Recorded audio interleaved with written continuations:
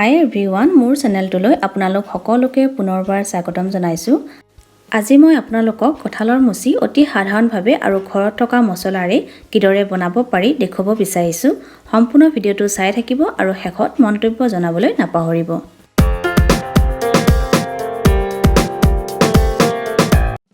প্ৰথমে কঁঠালখিনি ভালদৰে ধুই সৰুকৈ কাটি লৈছোঁ আৰু ইয়াত 200 গ্ৰামৰ সমান কঁঠাল হ'ব।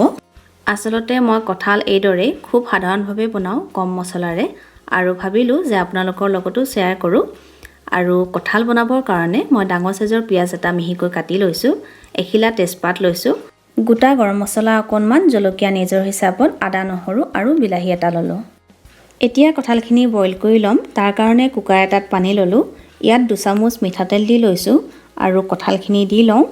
এনেকৈ যদি কঁঠাল বইল কৰা সময়ত মিঠাতেল দিয়ে তেতিয়া কুকাৰত কোনো ধৰণৰ আঠা নালাগে।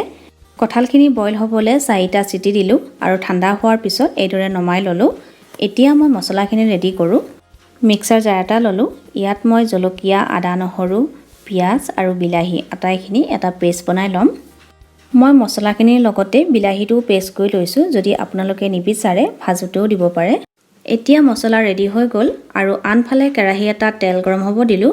কেৰাহীত তেল গৰম হোৱাত এটা শুকান জলকীয়া দিছোঁ আৰু গোটা গৰম মছলা আৰু তেজপাতখিলাও দিলোঁ আৰু অকণমান গোটা জিৰা দিলোঁ।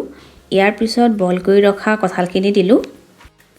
প্ৰথমে কেইছেকেণ্ডমান কঁঠালখিনি ভাজি লোৱাৰ পিছত প্ৰয়োজন অনুসৰি হালধি আৰু সোৱাদ অনুযায়ী নিমখ দিলোঁ।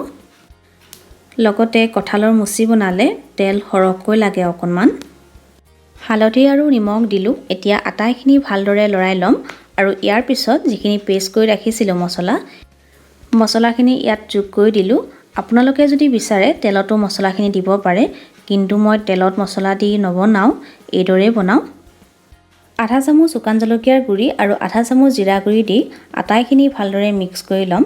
ইয়াত বেলেগ কোনো ধৰণৰ মছলা যোগ নকৰোঁ আৰু আটাইখিনি ভালদৰে মিহলাই 2 মিনিটৰ কাৰণে ঢাকি থলোঁ আৰু ইয়াৰ পিছত মই আধা বাতি পানী যোগ কৰিছোঁ।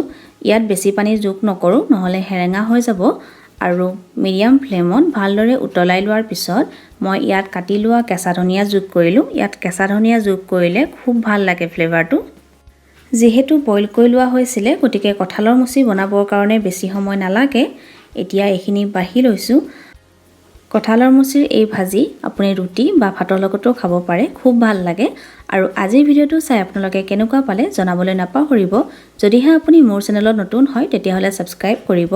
পুনৰ আকৌ এটা নতুন ভিডিঅ'লৈ আহি আছোঁ অতি সোনকালে আৰু ভিডিঅ'টো চোৱাৰ বাবে বহুত বহুত ধন্যবাদ।